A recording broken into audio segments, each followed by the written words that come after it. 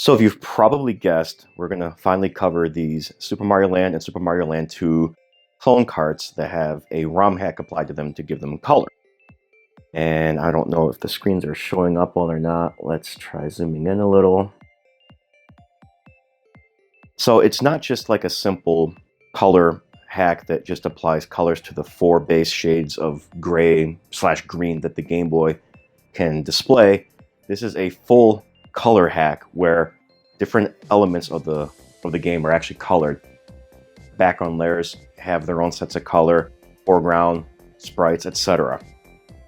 And these are probably close to what you would probably see Nintendo release if they actually released a Super Mario Land or Super Mario Land 2 DX, akin to the Legend of Zelda Link's Awakening DX that came out. But we're going to go ahead and take a look at these games. Start off with Super Mario Land 1, of course, and then move on to Super Mario Land 2. So Super Mario Land 1, everyone's pretty much familiar with it. Most of you have probably played it before. But if you haven't, it's basically a Mario game for the original Game Boy. It is not set in the Mushroom Kingdom. It is set in Sarasa Land. I think that's how you pronounce it. I may have to overdub that part, we'll see. But it does not take place in the Mushroom Kingdom. There is no Princess Peach. There is no Luigi. It's just Mario on an adventure to rescue Princess Daisy, who you may know from more modern games such as Mario Kart, Mario Tennis, etc., and who is considered to be Luigi's girlfriend. Well, in this game, it's Mario's sweetheart. So Mario's gone from Paulina to Peach to Daisy, and then back to Peach. So, well, the game came out. It was not made by the original Mario team, and it was a fun game, but it was a little frustrating because it didn't control the same as the original Super Mario Brothers did. And there are a lot of things that, people got used to in the game that are not available in Super Mario Land, such as fire flowers and the traditional Starman invincibility music and a few other mechanics and things like that. I mean, for example, Koopa Troopas in here are not real Koopa Troopas, and if you jump on them, their shells are not kickable. Instead, they turn to bombs. And these bombs don't blow anything up other than you. It was still a fun entry. It was still a good game, especially on mobile. It was only 12 levels long. There's 4 worlds, 3 levels each. Usually 2 standard levels and then a boss stage. And that was because, the Game Boy was new at the time.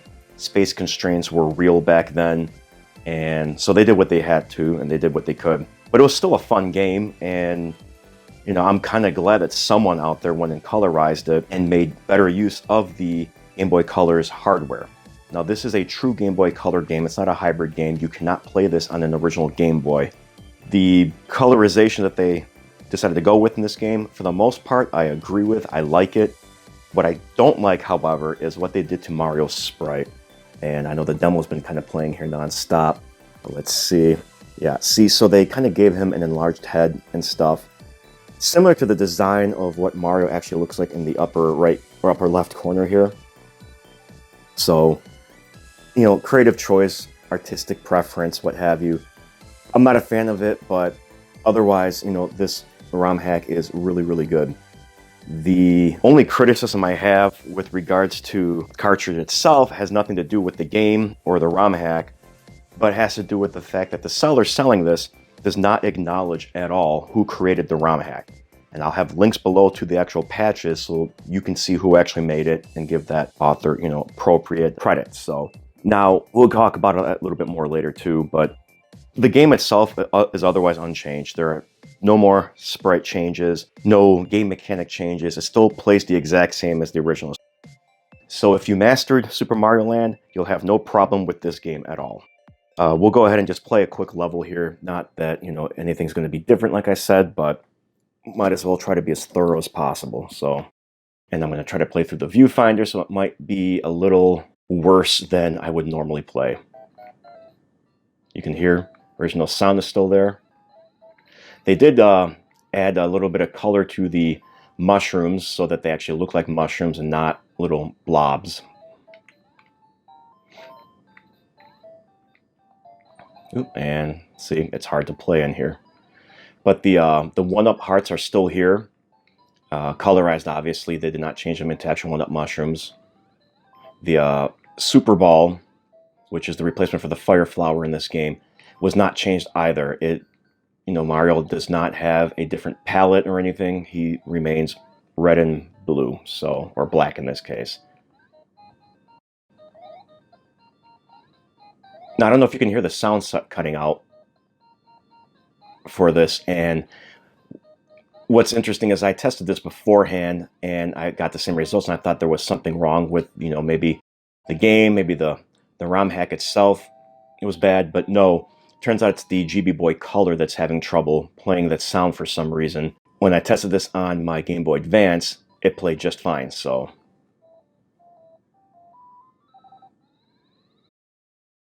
So you can see this is Mario Sprite, and they did the same thing for the Super Ball as they did with, the regular Mario Sprite, or Super Mario Sprite, so they didn't do any changes there. But, I mean, that's basically it. I mean, it looks great. Again, the colors that were picked for the different levels are fantastic and great color choices, and I have no doubt Nintendo would have gone in a similar direction. So, but that's Super Mario Land 1 DX. Let's take a look at Super Mario Land 2 DX and compare the two.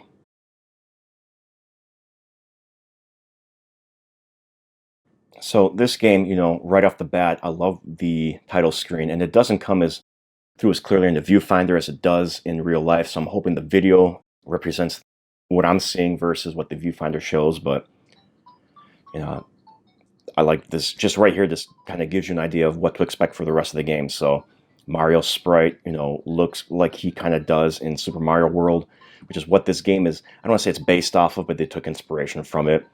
So.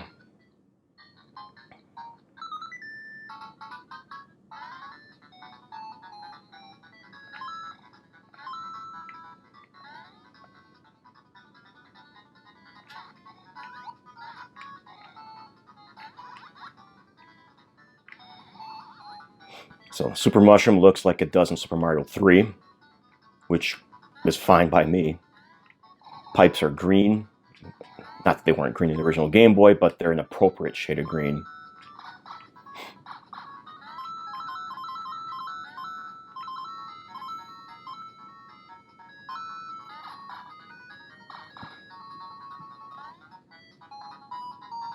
And let's see.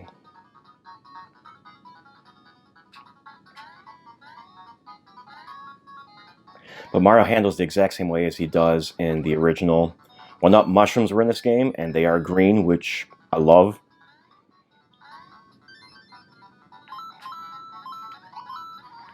And there's the Fire Flower, which looks like its counterpart in Super Mario World. But as you can see, Mario in this case does change. They got rid of the little feather that designated he had Fire Flower, and instead they gave him a white shirt with red overalls, just like he should have.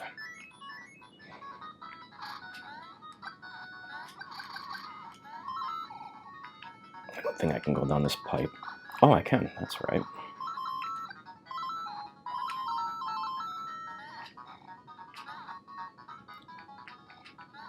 Like I said, really tough to play through the viewfinder. In fact, I'm having trouble keeping it centered on the screen. Now, Super Mario Land 2 also takes place in a different world than the Mushroom Kingdom. This is Mario's actual world, and I'm not going to spoil it for anyone who hasn't played, although it's been out long enough that you should know better. But it does retain the dual exit that Super Mario Land 1 had, where if you go to the top, you get the bonus. If you go to the bottom, you just have an exit. So in this case, though, they just augmented it with a bell instead of having separate actual doors or anything. And they do this little crane picking game. Yay, 3 up. All right.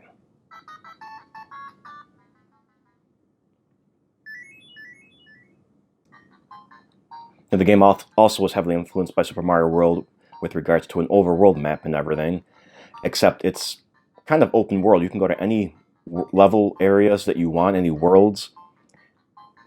You got these little mini levels and stuff, and this was definitely a huge improvement as a handheld Mario game goes. So, in fact, I believe that the first handheld Mario game that actually mimics and represents the console versions was New Super Mario Brothers. So I may be wrong, I have to double check that, but I believe that that's what it was. So But that's, that's Super Mario Land 2 DX. And let's go over these carts a little bit more with regards to their internals, and we'll talk about the ROM patch itself and go from there. So these carts are both identical other than the labels. They've got this typical ice blue transparent shell that a lot of clone carts and even the GB Boy Color uses. They're pretty close to the same color actually in the right light. It looks a little bit like it looks like this is a little bit bluer, but they're about the same shade. So, but internally they're both identical as well, which is interesting because, well, this is Super Mario Land 2, Super Mario Land 1. You can probably see there's a battery in here as well as here. However, Super Mario Land 1 does not utilize any sort of save state, and there was nothing hacked in. So I'm guessing they're just taking just generic carts that support save states, and if the game supports it, great. If it doesn't support battery save features, then they just won't use it. So we won't open both up because there's no point. Actually, what we will do, we might, because there looks to be a little bit of a difference between 1 and 2. So let's take a look at Mario Land 1 first. But this is the basic cart right here.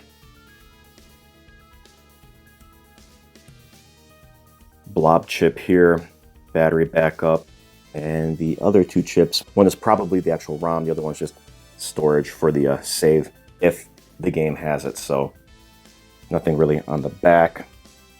Let's take a look at Super Mario Land 2. So this is interesting. It is identical internally. However, A, the PCB doesn't seem to want to come out, but B, the battery itself is kind of sunk. So I don't know if... There, that's better. But otherwise, yeah, they are identical, except for the fact that this one seems to be using a larger, I'm assuming their SRAM chip. It's, this one's a Mitsubishi. Super Mario Land 1, sorry for taking off camera. I can't tell it. Something CYP, I'm not sure who they are. I'm sure I could look up the codes first and probably superimpose something on screen or include a link below. Because yeah, so there's that. If you want to read the numbers. And then here's Super Mario Land 1, which is going to be harder to read. I think there we go. So, but yeah, there's really not much else to say about the actual carts themselves. Like I said, they're just simple little ROM hacks and clone carts. So the main reason I bought these is because I was just kind of interested in them. I haven't seen these being reviewed anywhere else or demonstrated or anything. They kind of just popped up actually my shopping recommendations over time, and so I figured I'd pick them up just to mess around with them, especially since I always liked the idea of playing a ROM hack on actual hardware, but never really having a way to do it. Now I know they make multi-carts similar to like an EverDrive. There might even be an EverDrive for the Game Boy, I have to check. So you can kind of do it now, but back in the day, or even like as, ROM hacking scene started really taking off in the early days of the internet, there really was no way to make your own cartridges unless you had the right equipment, which was not cheap, and you really needed to have the knowledge as well. So having stuff like this, growing up would have been awesome, but, the capacity just wasn't there for them. Now, going back to the fact that the seller did not credit the ROM hack author, I mean, it's bad enough that, they're effectively, selling copyrighted cartridges or games that they don't own the rights to, but there's no mention of the author for the ROM card either, which in many ways is actually worse, I feel, because of the amount of work that they put into this. And it's not like they just released a patch and that's it. They've been updating that patch every few months, it seems. And so it would have been nice if the seller had at least credited the ROM hack author. Now it's possible this seller is the author of this. I don't know, I doubt it. I didn't see any indication of that, but it's possible. And in which case, great. Or he may, or she may have permission from the patch creator to do this.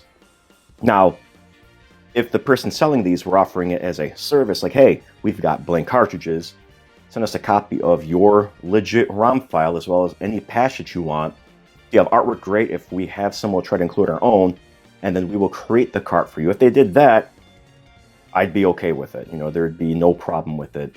But as such, I can't recommend purchasing them because I don't know if I would be okay supporting someone that does this. Now, obviously I did because I bought these, but I wanted to buy them to show them to people and say, hey, these things exist. You may want to stay away from them. Not that they don't work. They work great, and the value is definitely there. But because of the fact that they won't credit, you know, the maker of the ROM hack, that just, it's not right. So if you want to be able to do something like this, get yourself a multi-cart with a little SD card reader in it.